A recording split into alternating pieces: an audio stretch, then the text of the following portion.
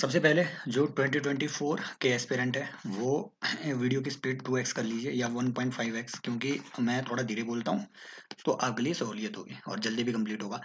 इस सीरीज में छोटी छोटी वीडियोस की ये सीरीज रहेगी, तो उसमें जो बेयर एक्ट्स हैं जो बहुत सारे लोगों ने टेक्स्ट करके और एक ने तो कमेंट में, ठीक है, एक दिन थोड़ा ठीक है कुछ बोल के भी इन्होंने बोल दिया कि तुमसे बेयर एक्ट भी ना हो पाएंगे कवर। तो खैर वो अलग बात है। आज क्योंकि देखिए हमारा इलेक्शन ईयर चला हुआ है, ये सब चीज़ें हमने ऑलरेडी पिछले सेशन में देख ली, कवर कर दी है। एक बार जाकर के पिछली वीडियो आप देख सकते हैं, ठीक है। जो आपके प्रिजन से रिलेटेड लॉज है, पेरोल, फरलो, प्रोबेशन एटसेट्रा, ठीक है, एंड रिमिशन एटसेट्रा, इनसे रिलेटेड क्या लॉज है, और prison act, Indian prison act, जिसमें उन्होंने 2 बार क्वेश्चन पूछ लिया है, ठीक है। ये सब चीज़ें हम ऑलरेडी देख चुके हैं। अब आते हैं रिप्रेजेंटेशन ऑफ पीपल्स एक्ट पे। रीजन बिंग कि हमारा इलेक्शन ईयर है, लास्ट ईयर प्रेसिडेंट के इलेक्शन हुए थे जब, तो 2 बार जो है प्रेसिडेंशियल, ठीक है, 2 क्वेश्चन पिछले साल 2023 प्री में प्रेसिडेंशियल इलेक्शन से आए हुए थे और दोनों टफ थे, बहुत डेप्थ में थे। ऐसे ही इस साल क्योंकि हमारे इलेक्शन हो रहे हैं, जनरल इलेक्शन, बहुत ही ज़्यादा हाई पॉसिबिलिटी है कि रिप्रेजेंटेशन ऑफ पीपल्स एक्ट से आपको क्वेश्चन आए। अगेन ये वीडियो थोड़ी डेप्थ में रहने वाली है, तो जो इंटरेस्टेड नहीं है चीज़ों को डेप्थ में कवर करने की, पहले ही यहाँ से निकल जाओ, ठीक है। आपको मतलब वो सब चीज़ें कि भैया आप 15 मिनट वेस्ट करो और उसके बाद जो है नीचे कमेंट सेक्शन में फिर आकर के 2 मिनट और वेस्ट करो ये बोलने में कि भैया इतना डेप्थ में कहाँ पूछेगा, अब लॉयर बन जाएं क्या। लॉयर नहीं बन रहे हैं। अगेन दूसरी बात कि आपने इसके ज़रूरी नहीं है कि हर चीज़ के नोट्स बनाने हैं, जहाँ लगे कि नोट्स, ठीक है, बनाने की ज़रूरत है, सिर्फ उन्हीं पॉइंट्स पे आपको बनाने हैं। अदरवाइज मेरी मैं जो बोल रहा हूँ वही सुनना है। हाँ, आपको ये बहुत ज़्यादा एग्जॉस्टिव लग जाएगा, लेकिन मैं इन चीज़ों को बहुत शॉर्ट में ऐसे एक्सप्लेन करने की कोशिश करूँगा जहाँ से क्वेश्चन बनेंगे, ठीक है, उसी लेवल पे मैं इन चीज़ों को एक्सप्लेन करने की कोशिश करूँगा। शुरू करते हैं अब representation of peoples act 1951। Before that एक क्विक, ठीक है, recap of the constitutional perspective of it. भैया कॉन्स्टिट्यूशन में ये बात लिखी गई है कि जो भी आपके इवन स्टेट लेजिस्लेटिव असेंबली और पार्लियामेंट के जो इलेक्शन होंगे, ठीक है, एमपीज के लिए और एमएलए के लिए जो इलेक्शन होंगे, इन इलेक्शन से रिलेटेड जो प्रोसीजर होगा, ठीक है, प्रोसीजर कैसे होगा, कॉन्स्टिट्यूएंसीज कैसे डिटरमाइन होगी, ठीक है, qualifications etcetera. For example qualifications, ये कॉन्स्टिट्यूशन में कुछ एक क्वालिफिकेशन दी गई है, लेकिन फिर नीचे क्लॉज लगा दिया गया है कि any law parliament by a law can determine extra qualification और डिसक्वालिफिकेशंस फॉर एमपीज और एमएलएज ऑल्सो। इन सब चीज़ों को हम, ठीक है, कौन से सेक्शंस में क्या क्या चीज़ें दी गई है, इन्हें हम बाद में ब्रॉडली कवर करेंगे। पहले हम ये कॉन्स्टिट्यूशनल पर्सपेक्टिव देख लेते हैं। भैया इन्हीं चीज़ों को बेस बना करके पार्लियामेंट ने 2 लॉ बनाए थे, एक रिप्रेजेंटेशन ऑफ पीपल्स एक्ट 1951, एक रिप्रेजेंटेशन ऑफ पीपल्स एक्ट 1950। अब ये 51 किस चीज़ से डील कर रहा है ये हम अभी देखेंगे। 50 किस चीज़ से डील कर रहा है, उन 3-4 चीज़ों को आपने देखना है, यहाँ से वो क्वेश्चन बना सकते हैं डिफरेंस बेस्ड भी। 1950 का जो लॉ है, देखो ये जनरल इलेक्शन के कंडक्ट होने से पहले बनाया गया था। तो खुद ही सोचो 1950 में जब अभी तक, ठीक है, इलेक्शन कमीशन बनना है, ठीक है, बना ही हुआ है श्री सुकुमार सेन के ठीक है, अध्यक्षता में। अभी इलेक्शन कमीशन बना ही हुआ है, इसको अभी काम करना है, इसको इलेक्टोरल रोल भी पब्लिश करने हैं, ठीक है, इसको वोटर की एलिजिबिलिटी भी तो पब्लिश करनी है कि वोटर कौन होंगे, क्या उनकी एलिजिबिलिटी, ठीक है, बिलिटी क्राइटेरिया क्या होगा, इन सब चीज़ों को इन्होंने फिक्स करना है। देन इन्होंने भैया अभी कॉन्स्टिट्यूएंसीज भी तो डिटरमाइन करनी थी, कॉन्स्टिट्यूएंसीज भी तो डिटरमाइन करनी थी, क्योंकि भैया जो पहला हमारा अब कई लोग बोलेंगे कि भैया कॉन्स्टिट्यूएंसीज को डिटरमाइन करने के लिए तो डीलिमिटेशन कमीशन एक्ट बनता है, डीलिमिटेशन कमीशन। तो भैया पहला जो हमारा डीलिमिटेशन हुआ ये तो फर्स्ट पार्लियामेंट के कॉन्स्टिट्यूट होने के बाद हुआ। उससे पहले भी तो कॉन्स्टिट्यूट, ठीक है, उससे पहले भी तो आपने कॉन्स्टिट्यूएंसीज डिटरमाइन की होगी किसी बेसिस पे। ये कॉन्स्टिट्यूएंसी कौन डिटरमाइन किया था, ये डायरेक्ट इलेक्शन कमीशन किया था, ठीक है। अब उसको डिटरमाइन करने का क्राइटेरिया क्या होगा, कैसे वो डिटरमाइन की जाएगी, इन सब चीज़ों से रिलेटेड ही आपका 1950 का ये जो है एक्ट था। ये इलेक्शन कंडक्ट कैसे करवाए जाएंगे इस पे नहीं था, किन चीज़ों से रिलेटेड कि भैया जो बेसिक इंफ्रास्ट्रक्चर आपको एक तरीके से इंटेलेक्चुअल इंफ्रास्ट्रक्चर या फिर ये सब चीज़ें, जैसे डेवलपमेंट के लिए इंफ्रास्ट्रक्चर प्रिपेयर करने की ज़रूरत होती है, वैसे ही इलेक्शन का इंफ्रास्ट्रक्चर कैसे प्रिपेयर किया जाए, इससे रिलेटेड ये था कि इलेक्टोरल रोल, इसमें किसकी मेंबरशिप होगी, एलिजिबिलिटी क्या होगी वोटर की अगेन वोटर की बात कर रहा हूँ मैं, वोटर की डिस्क्वालिफिकेशन क्या होगी ये रिप्रेजेंटेशन ऑफ पीपल्स एक्ट पे है, बट उनकी क्वालिफिकेशन क्या होगी ये आपके रिप्रेजेंटेशन ऑफ पीपल्स एक्ट 1950 में है, समझ रहे हो। तो इन सब चीज़ों पे वो क्वेश्चन बना सकता है। कॉन्स्टिट्यूएंसीज को कैसे डिटरमाइन किया जाएगा, ठीक है, कितनी कॉन्स्टिट्यूएंसीज कौन से स्टेट में है, उसका क्राइटेरिया वगैरह, ये सब 1950 वाले पिछले वाले एक्ट में था। अब ये अगला एक्ट किन चीजों से डील कर रहा है? ये डील कर रहा है भैया इलेक्शन के प्रोसीजर से, नॉट जस्ट इलेक्शन के प्रोसीजर से बट पोस्ट इलेक्शन चीजों से भी। समझ रहे हो वो क्या क्या चीजें हैं? अब देखते हैं। पहली बात, qualification for the council of states as well as qualification for the House of People as well as the qualification of state legislative assemblies and state legislative council। ये सब एडिशनल क्वालिफिकेशन, देखो कुछ क्वालिफिकेशन कॉन्स्टिट्यूशन में दी गई है। For example council of state के लिए और ये जो कॉन्स्टिट्यूशन में क्वालिफिकेशन दी गई है वो सिर्फ 3 क्वालिफिकेशंस दी गई है इन दोनों हाउसेज के लिए, सिर्फ 3 क्वालिफिकेशन। क्या क्या? नंबर 1, वो सिटीजन ऑफ इंडिया होना चाहिए, वो कोई भी अनडिस्चार्ज इनसॉल्वेंट नहीं होना चाहिए, ठीक है, इनसॉल्वेंट नहीं होना चाहिए। अगली बात जो कॉन्स्टिट्यूशन में लिखी गई है वो ये कि काउंसिल ऑफ स्टेट के लिए उसकी उम्र कितनी होनी चाहिए, ठीक है, ये आप मुझे कमेंट सेक्शन में बताएंगे। और हाउस ऑफ पीपल के लिए उम्र कितनी होनी चाहिए, 5 साल का दोनों में डिफरेंस है, ये आप मुझे कमेंट सेक्शन में बताएंगे, क्योंकि आप लोग फिर है ना कमेंट सेक्शन में थोड़ा पार्टिसिपेट कर लिया करो। ये सब चीजें जो है ये कॉन्स्टिट्यूशन में सिर्फ ये 3 क्वालिफिकेशन दी गई है। नीचे एक क्लॉज लगा दिया गया है कि एनी अदर क्वालिफिकेशन जो है ये डिटरमाइन कौन करेगा, ये पार्लियामेंट में बाय लॉ कैन डिटरमाइन। वो क्वालिफिकेशन जो है यहाँ पे दी गई है। पहले कि काउंसिल ऑफ स्टेट के लिए एक ही एडिशनल क्वालिफिकेशन इसमें है, वो क्या कि भैया अगर आपको काउंसिल ऑफ स्टेट के लिए चुना जाना है, काउंसिल ऑफ स्टेट मतलब राज्यसभा के लिए इलेक्शन में कौन पार्टिसिपेट करता है? इलेक्टेड एमएलएज, याद रखना, elected MLAs of the state legislative assemblies he council of state के इलेक्शन में पार्टिसिपेट कर रही है। अब उस काउंसिल ऑफ स्टेट के इलेक्शन के लिए जो कैंडिडेट होगा उसकी कॉन्स्टिट्यूशनल रिक्वायरमेंट्स के अलावा जो इसमें एक रिक्वायरमेंट वो दी गई है कि भैया अगर आपको कैंडिडेट बनना है तो आपको किसी भी स्टेट में इलेक्टोरल रोल में रजिस्टर होना चाहिए। आप किसी भी स्टेट की किसी भी पार्लियामेंट्री कॉन्स्टिट्यूंसी में आप इलेक्टोरल रोल में रजिस्टर होने चाहिए। नाउ ये जो है ये ओरिजिनल प्रोविजन नहीं था, ये 2003 में ऐड किया गया है। इससे पहले प्रोविजन क्या था? इससे पहले प्रोविजन था कि जिस स्टेट से आपको एमपी बनना है राज्यसभा का, आपको उसी स्टेट के किसी भी पार्लियामेंट्री कॉन्स्टिट्यूंसी में इलेक्टोरल रोल में रजिस्टर होना चाहिए। ये पहले 2003 से पहले था, इसे चेंज कर दिया गया 2003 में। और अब आपका उस स्टेट से, जिस स्टेट से आप इलेक्ट हुए हैं या फिर जिस स्टेट से आप इलेक्शन लड़ रहे हैं राज्यसभा के, जरूरी नहीं है कि उस स्टेट के आप मेंबर हो ही या फिर वहां किसी इलेक्टोरल रोल में आप रजिस्टर्ड हो ही। समझ रहे हो ये कब लाया गया? 2003 में। अब ये चीज जो है आपके लक्ष्मीकांत में भी दी गई है, लेकिन लक्ष्मीकांत में ये नहीं दिया गया है कि ये रिप्रेजेंटेशन ऑफ पीपल्स एक्ट में ये बात लिखी गई है। तो वो क्वेश्चन क्या बनाएंगे? एज पर द कॉन्स्टिट्यूशन, यहाँ से दो दो क्वेश्चन अच्छे बनेंगे। पहली बात कि क्या काउंसिल ऑफ स्टेट का इलेक्शन जिस स्टेट से आप लड़ रहे हैं, क्या उस स्टेट का मेंबर बनना आपका जरूरी है? नहीं। उस स्टेट का डोमिसाइल होना जरूरी है? नो, है ना। या फिर इस चीज को ना पॉलिटिकली याद रखा करो। For example recently Abhishek Manu Singhvi, ये जो है ये हिमाचल से हिमाचल से इलेक्शन हार गए, ठीक है, राज्यसभा के इलेक्शन हार गए। वो दिल्ली के रेजिडेंट थे, हिमाचल से लड़ रहे थे। सिमिलरली जेपी नड्डा, ठीक है, ही इज हिमाचल का रेजिडेंट एंड वो फाइट कर रहे हैं आपके गुजरात से। तो पॉलिटिकल चीजों को, पॉलिटिकल सिनारियों को ऐसे इसमें कन्वेयर कर लेना चाहिए, ये ज्यादा इजी रहता है चीजों को याद करना। क्लियर? तो यहाँ से ये बात ध्यान में रखनी है। दूसरी, हाउस ऑफ पीपल के लिए भी कुछ एडिशनल क्वालिफिकेशन यहाँ दी गई है।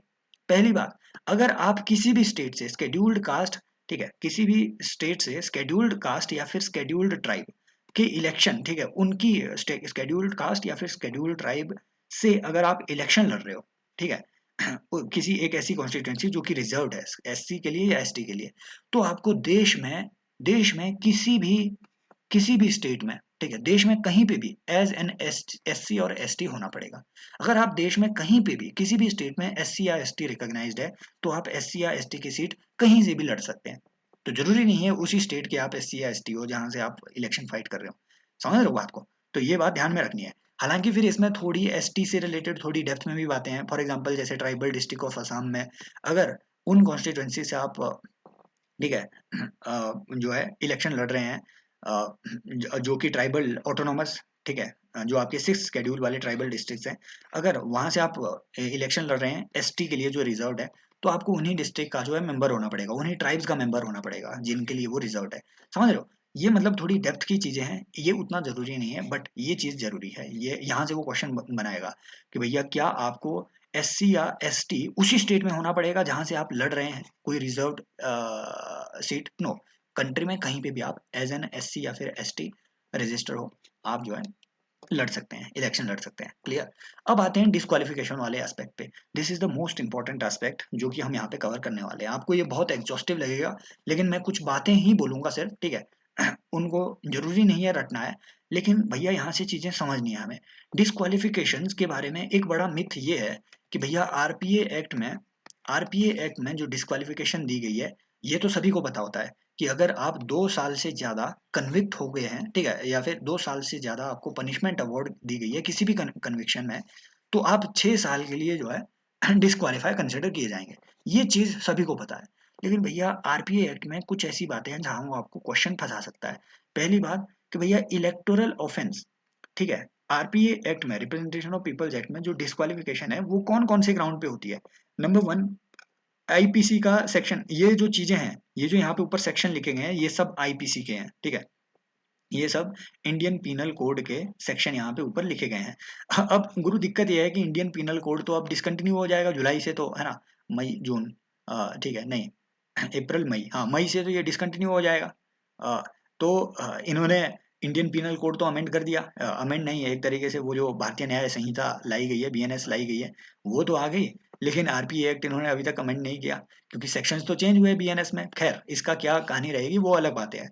बट यहाँ समझो, आईपीसी के कुछ सेक्शंस हैं, अगर उसके तहत आपको कन्विक्ट डिक्लेयर किया गया है ना, तो आप जो है डिस्क्वालीफाई कंसिडर किए जाएंगे, ठीक है। कन्विक्ट कौन कौन से सेक्शन में, भाई ये सेक्शन याद नहीं रखने हैं। अगर आप अलग अलग ग्रुप्स के बीच में एनमिटी प्रमोट कर रहे हो, ठीक है, कम्युनलिज्म फैला रहे हो, अगर उस पर आपको कन्विक्ट डिक्लेयर कर दिया गया है, या फिर आप अगर ब्राइबरी दे रहे हो, ब्राइबरी भी एक ऑफेंस है इसमें, ठीक है, कहीं पे घूस दे रहे हो, राइट, देन आपको जो है, अगर आप अनड्यू इन्फ्लुएंस, ठीक है, इलेक्शंस में कॉज करते हो किसी भी तरीके से, ठीक है, अनड्यू इन्फ्लुएंस मतलब कहीं पे vote capturing, booth capturing etcetera आपने कर दी है, या फिर वुमन के खिलाफ आप जो है क्रुएल्टी शो करते हो कहीं पे, ठीक है, राइट, हस्बैंड के द्वारा, अगर आप पे वो केस भी लगा हुआ है और आप उसमें कन्विक्ट डिक्लेयर हुए हो, है ना, offence of making statement creating promoting enmity hatred ill will between the caste classes और कास्ट, ठीक है, ये सब चीजें अगर आप कर रहे हो, या फिर रिलीजियस वर्शिप वगैरह, ठीक है, इन सब चीजों में अगर आप हिंडरेंस कर रहे हो, अगर आपको इसमें पनिशमेंट अवॉर्ड की गई है, समझ रहे हो बात को, तो भैया, तो आप, ठीक है, तो आप डिस्क्वालीफाई कंसिडर किए जाएंगे 6 साल के लिए, from the date of release, from the date of release. ये सब चीजें, ठीक है, यहां से आपको जो है एक अच्छा क्वेश्चन बनेगा।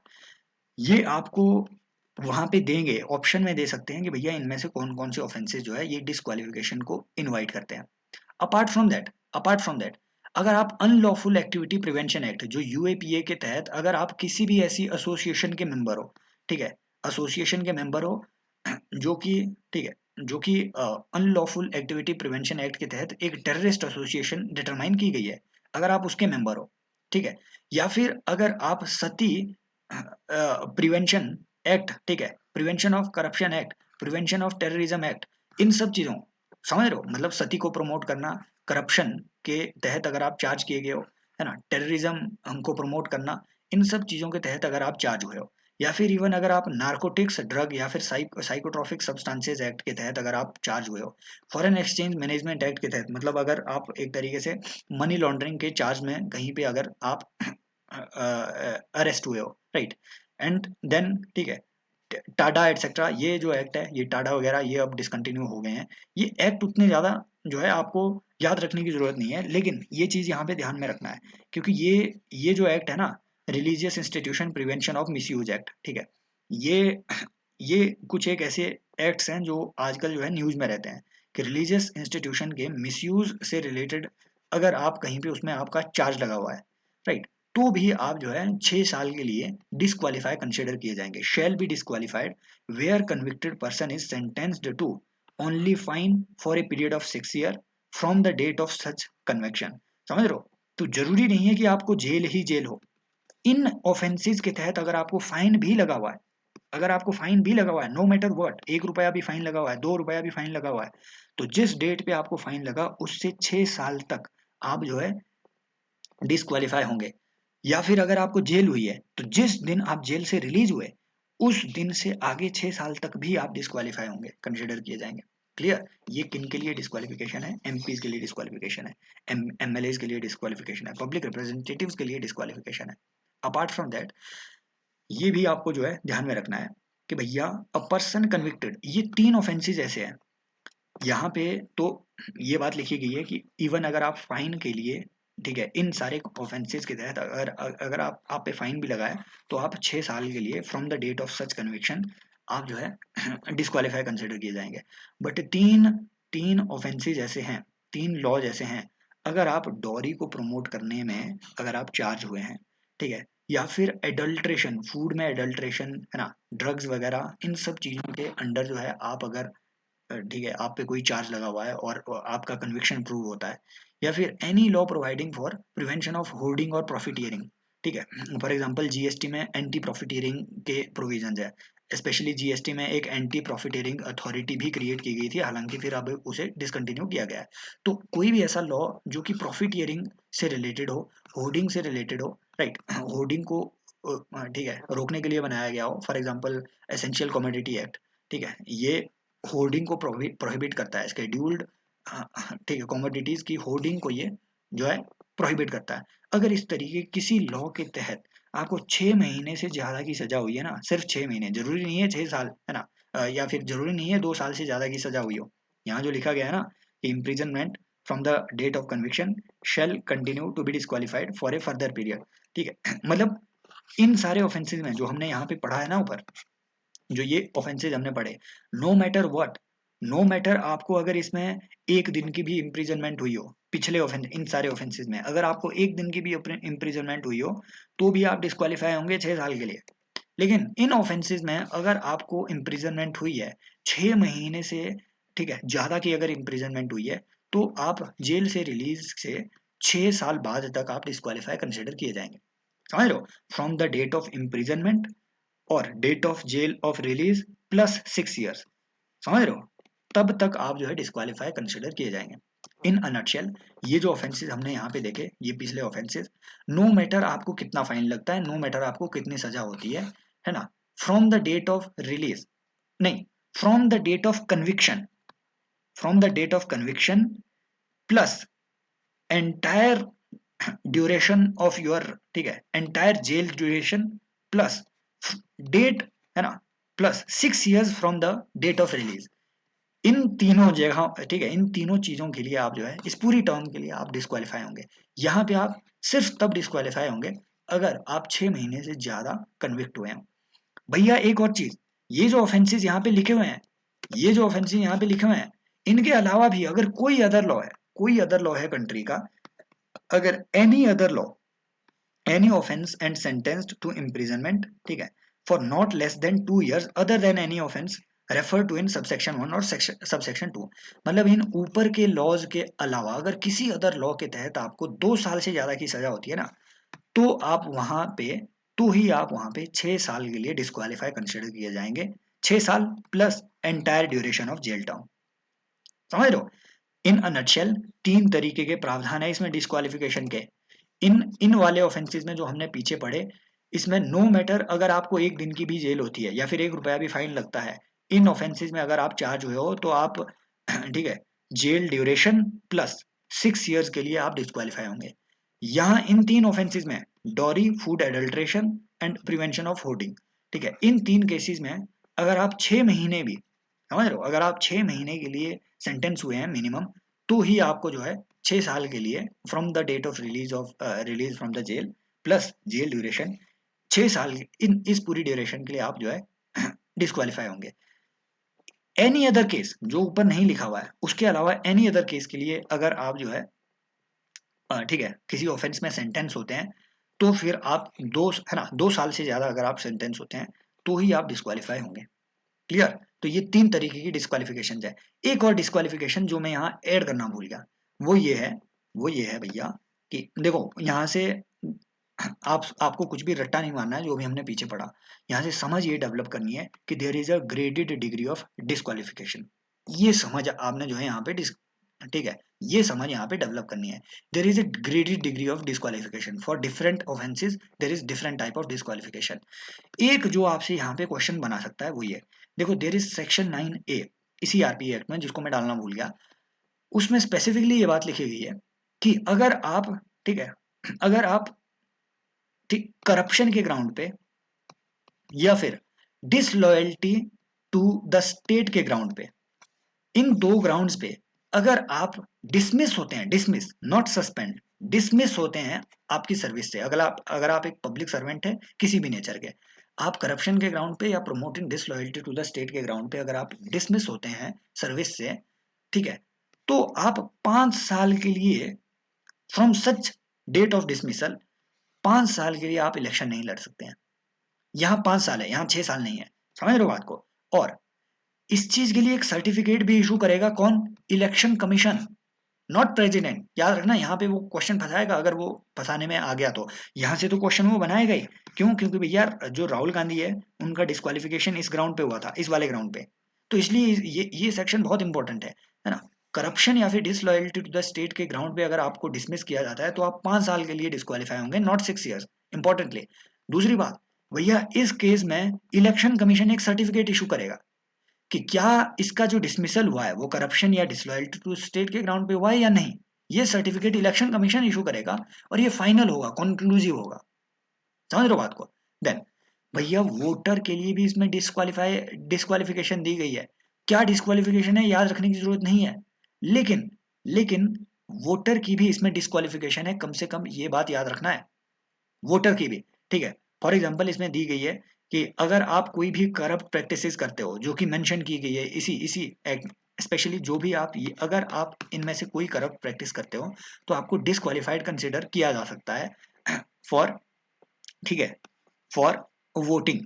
ठीक है, उसके लिए आप डिस्क्वालीफाई कंसिडर किए जा सकते हो 6 साल, 6 साल के लिए, समझ लो, from the date on which such order takes effect, be disqualified for voting at any election. तो डिस्क्वालिफिकेशन ऑफ वोटर भी इसमें दिए गए हैं। अब इसके डेप्थ में प्रोविजन जानने की जरूरत नहीं है। अगेन एक और बात कि इलेक्शन कमीशन जो है ना, यहाँ पे वो क्वेश्चन ये बनाएगा कि भैया जो डिस्क्वालिफिकेशन है, ठीक है, जो डिस्क्वालिफिकेशन है वो डिस्क्वालिफिकेशन को अगर रिमूव करना है तो क्या वो प्रेसिडेंट रिमूव करेगा? नो, इलेक्शन कमीशन जो है, ठीक है, जिसके रीजन उन्हें रिकॉर्ड करने पड़ेंगे, अगर किसी भी वोटर की उसे डिस्क्वालिफिकेशन को रिमूव करना है then election commission may remove, clear. Then notification for the general election for the house of people या फिर इवन आपके जो स्टेट लेजिस्लेटिव असेंबली है, इन सब चीजों से रिलेटेड जो है नोटिफिकेशन से रिलेटेड इसमें प्रोविजन दिए गए हैं। ठीक है, नोटिफिकेशन कौन इशू करेगा? भैया याद रखना for the said purpose president shall by one or more notifications publish in the gazette of India on such date or dates as may be recommended by election commission.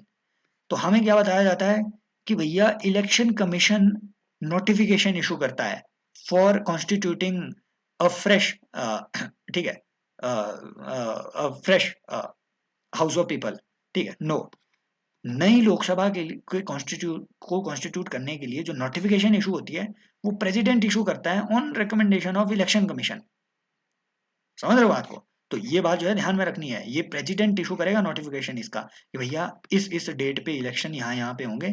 ये notification officially कौन issue करता है? President. वो अलग बात है कि election commission अपनी प्रेस कॉन्फ्रेंस कर देता है, देखो प्रोसीजरली जो चल रहा है वो अलग बात है, स्टेट्यूटरली जो चल रहा है वो ये है, समझ रहे हो। देन ये जो चीजें हैं ये उतना रटने की जरूरत नहीं है, ठीक है। देर आर सर्टेन, ये आपके लक्ष्मीकांत में भी दिया होगा, उतने रटने की जरूरत नहीं है।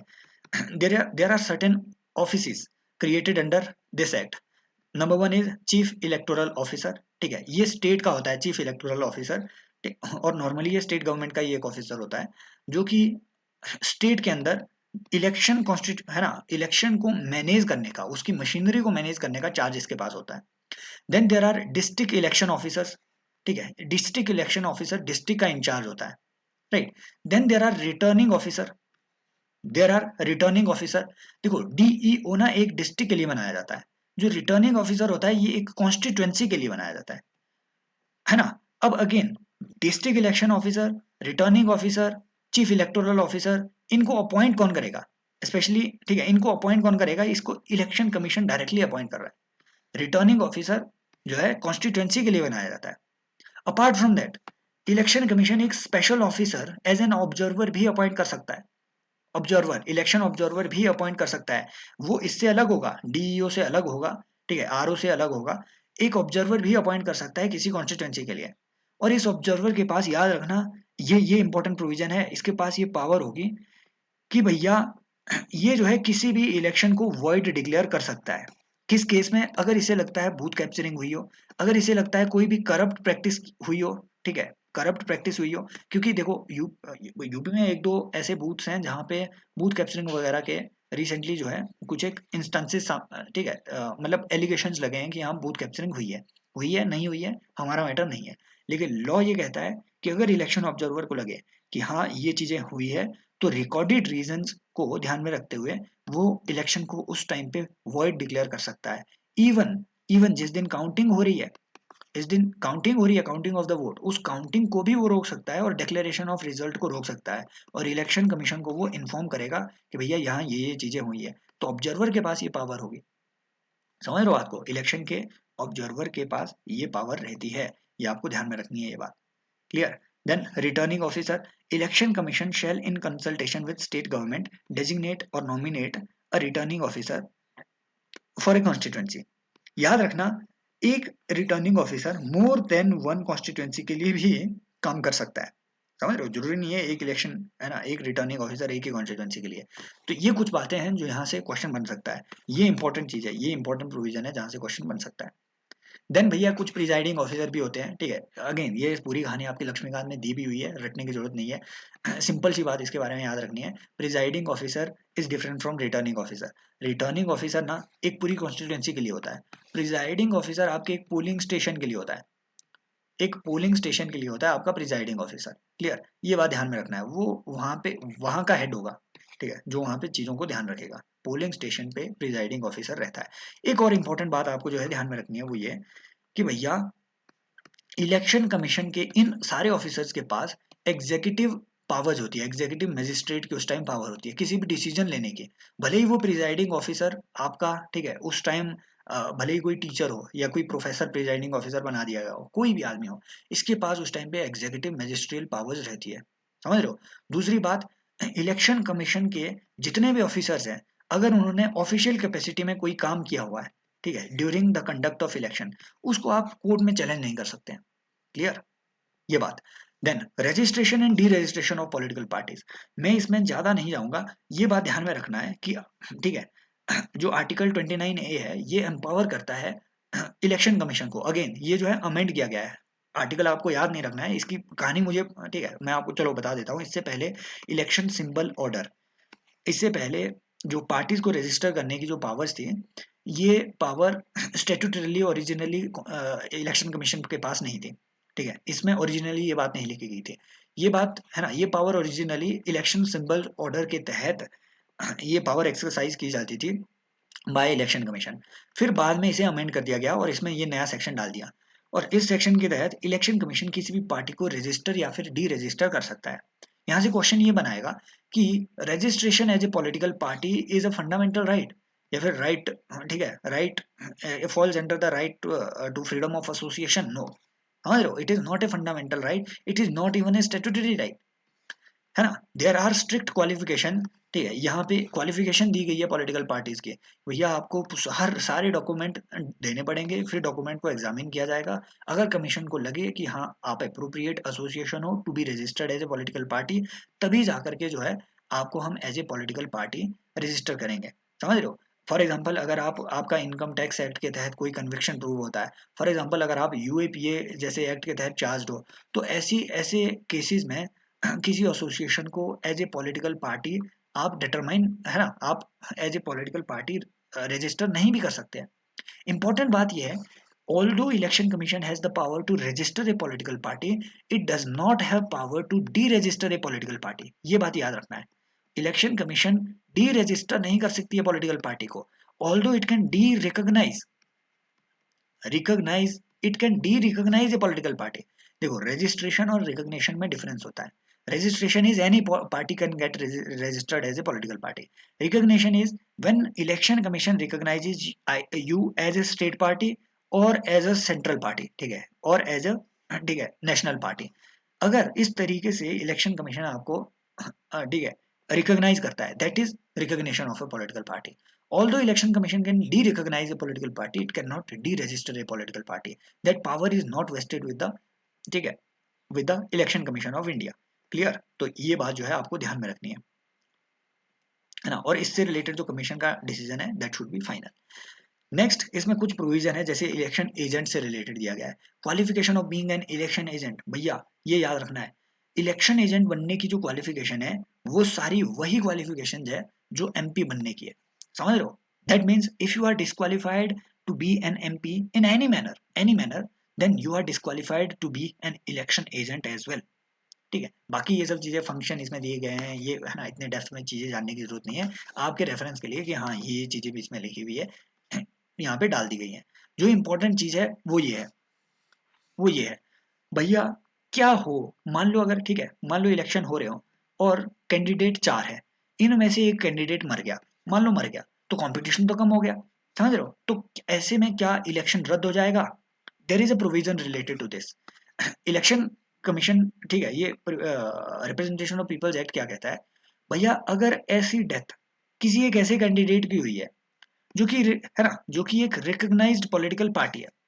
समझ रहे हो? अगर किसी रिकॉग्नाइज्ड पॉलिटिकल पार्टी, कहाँ गया वो, कहाँ गया यार वो, यहाँ पे, ठीक है, रिपोर्ट डेथ रेसेड रिकॉग्नाइज्ड, यहाँ बीच में कहीं आपको देखने को मिलेगा. ठीक है, नॉमिनेशन, खैर छोड़ो. अगर ऐसी डेथ किसी भी रिकॉग्नाइज्ड पॉलिटिकल पार्टी के कैंडिडेट की हुई है तभी इलेक्शन रद्द किए जाएंगे, अदरवाइज इलेक्शन रद्द नहीं होंगे. और वो डेथ भी कब होनी चाहिए? dies at any time after 11 a.m. on the last date for making nomination and his nomination is found valid on scrutiny under section 36. That means कब ये डेथ वाला जो केस है वो कब कंसिडर किया जाएगा? मान लो last date of filing nomination जो है, उस नॉमिनेशन के लास्ट डेट पे अगर 11 बजे के बाद उसकी डेथ हुई है तभी जाकर के रद्द होगा वो. अदरवाइज तो है ना, इलेक्शन कमीशन बोलेगा कि हाँ तुम्हारे पास चांस थे, पार्टी के पास चांस थे कि तुम दूसरा कैंडिडेट है ना हमारे सामने पेश करो अपना, इलेक्शन कमीशन सीधा बोलेगा. लेकिन हाँ, अगर 11 बजे के बाद डेथ हुई है तो डॉक्यूमेंट भी प्रिपेयर करने पड़ेंगे, उसको फाइल भी करना पड़ेगा. ठीक है, तो ये सब चीजें कंसिडर करते हुए, हालांकि ये 11 बजे आपको पता नहीं होना चाहिए, ये कम से कम याद रखना कि कब आपके जो इलेक्शन है वो कब रद्द होंगे. वो तभी रद्द होंगे अगर कोई रिकॉग्नाइज्ड पॉलिटिकल पार्टी का उम्मीदवार मरता है. नॉर्मल आदमी मरता है कोई फर्क नहीं पड़ता है. समझ रहे हो बात को? तो ये बात जो है आपको ध्यान में रखनी है. इंपॉर्टेंट बात है, जो जो आपका इलेक्शन ऑब्जर्वर होगा या फिर जो रिटर्निंग ऑफिसर होगा, ठीक है, उसको रिकॉर्डेड, ठीक है, उसको रिकॉर्डेड मैनर में एक ऐसे, ठीक है, जिस भी कैंडिडेट की ऐसी डेथ हुई है उसके रिकॉर्ड्स सबमिट करने पड़ेंगे इलेक्शन कमीशन को. उसके बाद इलेक्शन कमीशन नई डेट को अनाउंस करेगा. Then declaration of asset and liability, यहाँ से भी वो अच्छा क्वेश्चन बनेगा. क्वेश्चन बनाएगा कि क्या जो declaration of asset and liability है, ठीक है, वो declaration of asset and liability क्या आरपीए एक्ट के तहत सारी डिक्लेरेशन बिफोर गेटिंग इलेक्टेड या फिर विद द नॉमिनेशन पेपर होना चाहिए. इलेक्शन, ठीक है, इलेक्शन के जो रूल्स बनाए गए हैं, इलेक्शन रूल्स, ठीक है, उनके तहत जितने भी आपके, और स्पेशली जो सुप्रीम कोर्ट की जजमेंट्स है उसके तहत नॉमिनेशन पेपर में, नॉमिनेशन जब भी आप खुद को नॉमिनेशन, ठीक है, नॉमिनेशन पेपर्स में आपको जो है साथ में डिक्लेयर भी करना पड़ेगा कि आपके एसेट और लायबिलिटी क्या है. बट मान लो अगर आप इलेक्ट हो भी गए, अगर आप इलेक्ट हो गए तो उसके बाद भैया जो इलेक्टेड कैंडिडेट है उसको विद इन 90 डेज, ये याद रखने की जरूरत नहीं है, ये याद रखना कि मान लो, ये तो कैंडिडेट की बात हमने हुई की कि भैया आपको नॉमिनेशन पेपर में भी अपने सारे एसेट लायबिलिटी की डिक्लेरेशन करनी पड़ेगी. लेकिन मान लो अगर आप इलेक्ट हो गए, एमपी बन गए, उसके बाद भी आपको डिक्लेयर करना पड़ेगा एसेट और लायबिलिटी. यस, ठीक है, विद इन 90 डेज जो आपका चेयरमैन होगा, ठीक है, जो चेयरमैन होगा, हाउस का चेयरमैन होगा या फिर जो स्पीकर होगा, इनके सामने आपको डिक्लेयर करना पड़ेगा, है ना, इनके ऑफिस में आपको डिक्लेयर करना पड़ेगा कि हमारी एसेट और लायबिलिटी इतनी है. समझ रहे हो? देन कि vacation of seats when elected, ये आपके एम लक्ष्मीकांत में भी दिया गया है, लेकिन उस लक्ष्मीकांत में ये बात नहीं लिखी गई है कि ये जो बातें आप पढ़ रहे हैं ये कहाँ पे लिखी गई है. यहाँ से सिंपल बात आपको ये ध्यान में रखनी है, मान लो अगर आप दोनों हाउसेज ऑफ पार्लियामेंट के लिए, दोनों हाउसेज ऑफ पार्लियामेंट के लिए अगर आप इलेक्ट हो जाते हैं तो भैया आपको रिटर्न में, ठीक है, आपको एक सीट से, ठीक है, एक सीट से सॉरी, हाँ, आपको एक हाउस से रिटर्न में रिजाइन करना पड़ेगा। आपको एक हाउस से रिजाइन करना पड़ेगा, राइट। हाउस ऑफ पीपल, ठीक है, बोथ हाउसेस, ठीक है, council of states who has not taken his seat in either house may by notice writing signed by him and delivered to the secretary of election commission। Again ये resignation किसके पास जाएगा? ये election commission के पास जाएगा, speaker के पास नहीं जाएगा, है ना। In which of the houses he wishes to serve, within 10 day आपको ऐसा रेजिग्नेशन देना पड़ेगा।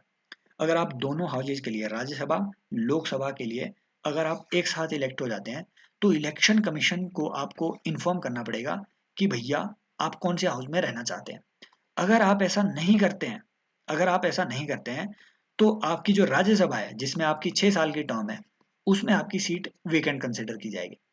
बट मान लो अगर आप अगर एक ऑलरेडी मेंबर हो किसी एक हाउस के, अगर आप ऑलरेडी मेंबर हो किसी एक हाउस ऑफ पार्लियामेंट के और आप दूसरे हाउस के लिए इलेक्ट हो जाते हो तो आपको विद इन प्रेस्क्राइब्ड पीरियड, है ना, जो कि यहाँ पे, ठीक है, जो कि यहाँ पे मेंशन नहीं किया गया है कि ठीक है कि कितने दिन के अंदर आपको ये जो है डिक्लेयर करना है, but with in prescribed period जो है आपको ये बात बतानी पड़ेगी कि आपको कौन से हाउस में रहना है, हाउस ऑफ पीपल में या फिर, ठीक है, आपके राज्यसभा में आपको रहना है।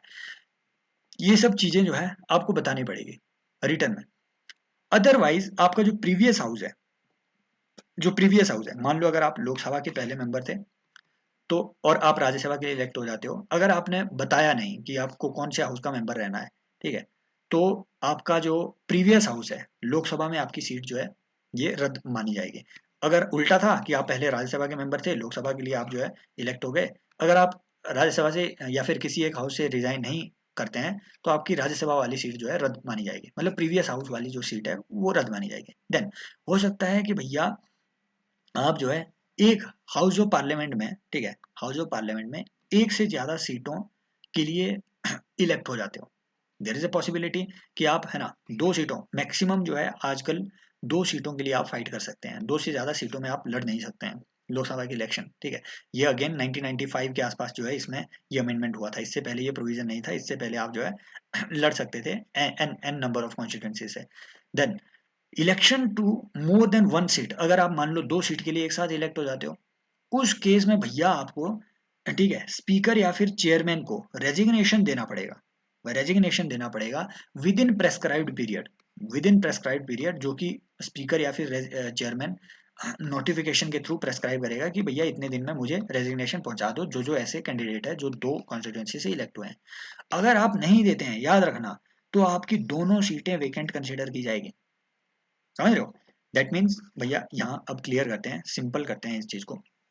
अगर आप, ठीक है, दोनों हाउस ऑफ पार्लियामेंट के लिए एक साथ इलेक्ट होते हैं और आप किसी एक से रिजाइन नहीं करते हैं, आपकी जो राज्यसभा वाली जो सीट है वो चली जाएगी। अगर आप एक हाउस के ऑलरेडी मेंबर थे, दूसरे के लिए इलेक्ट होते हो और एक से रिजाइन नहीं करते, किसी एक से रिजाइन नहीं करते, तो जो पिछला हाउस है उससे आपकी सीट वेकेंट मानी जाएगी। अगर आप दो कॉन्स्टिट्यूएंसी के लिए अगर आप 2 कॉन्स्टिट्यूएंसी के लिए एक साथ जो है इलेक्ट हो जाते हो और आप किसी एक से रिजाइन नहीं करते हो विद इन प्रेस्क्राइब टाइम, तो आपकी दोनों सीटें वेकेंट मानी जाएगी। क्लियर? तो ये बात जो है आपको ध्यान में रखनी है।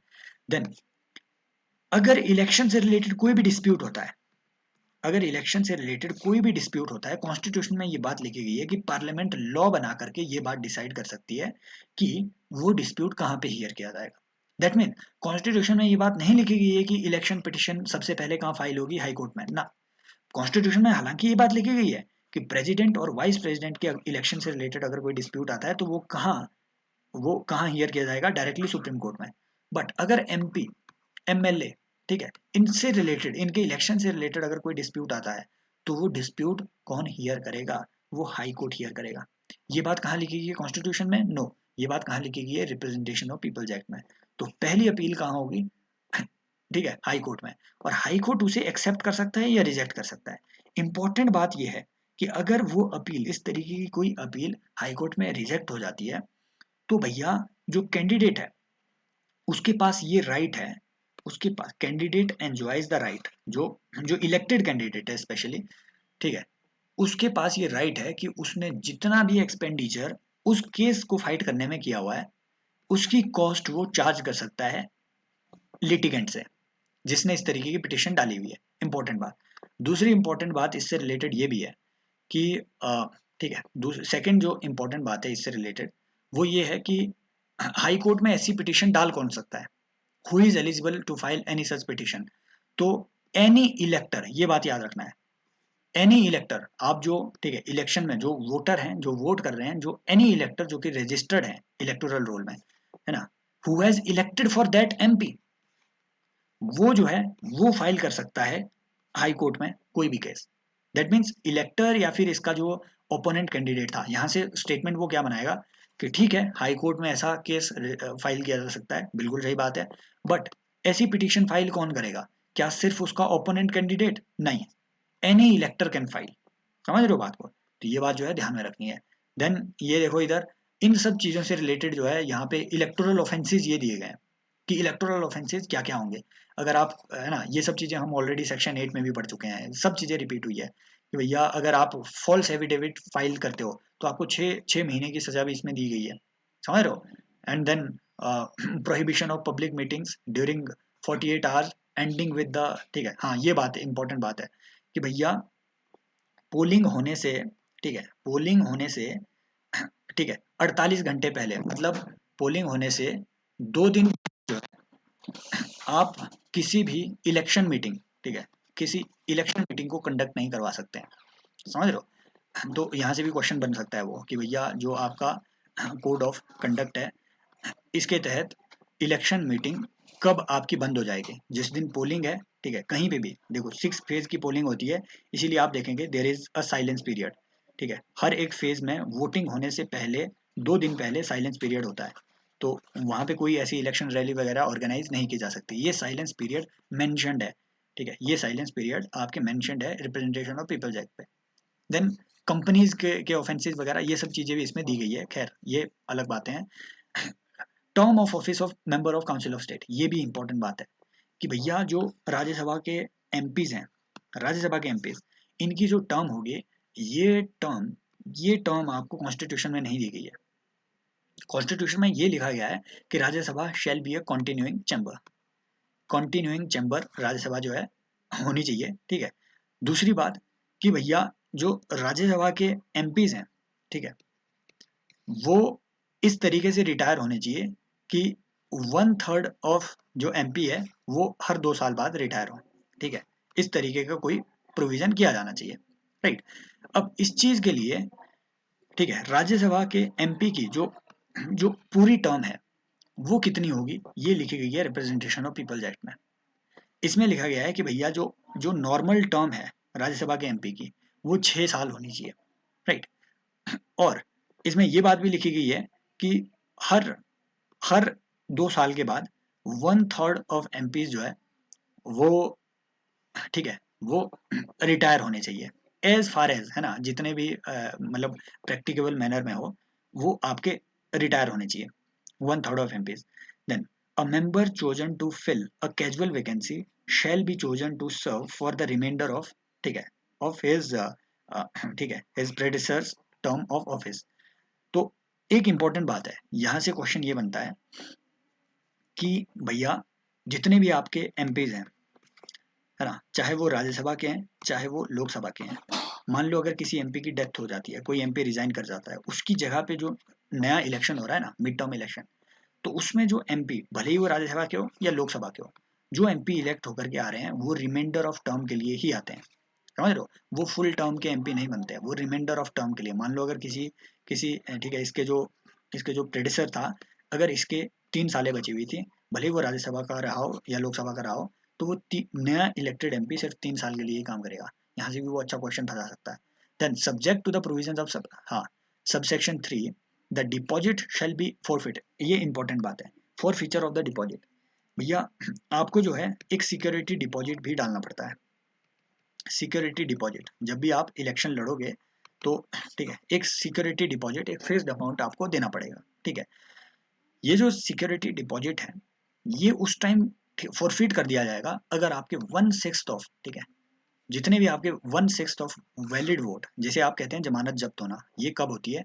जो टोटल वोट है किसी कॉन्स्टिट्यूएंसी के, valid votes, that mean electoral roll में जितने लोग रजिस्टर्ड है, उसका 1/6 वोट अगर आपको नहीं मिले तो आपकी जमानत जब्त हो जाएगी, right. Then no civil court shall have jurisdiction to question the legality of any action taken. ये सब मैंने ऑलरेडी बता दिया है कि भैया जो रिटर्निंग ऑफिसर है या फिर इलेक्शन कमीशन के जितने भी ऑफिसर है, उन्होंने अगर कोई भी डिसीजन लिया हुआ है तो वो डिसीजन किसी भी सिविल कोर्ट में आपके चैलेंज नहीं किया जा सकता है, नॉर्मल सिविल कोर्ट में चैलेंज नहीं किया जा सकता है।